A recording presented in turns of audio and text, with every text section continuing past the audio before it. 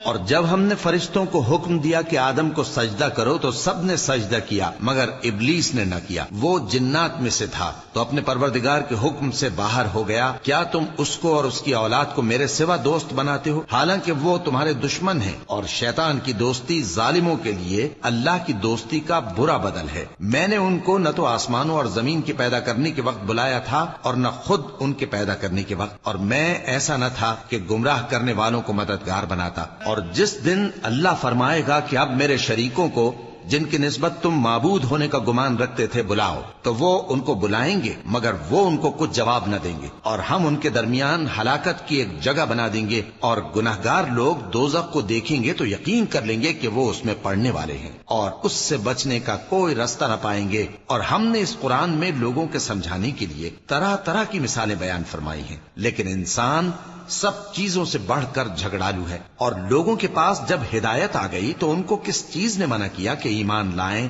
اور اپنے پروردگار سے بخشش مانگیں، بجز اس کے کہ اس بات کے منتظر ہوں کہ انہیں بھی پہلوں کا سا معاملہ پیش آئے یا ان پر عذاب سامنے سے آ جائے۔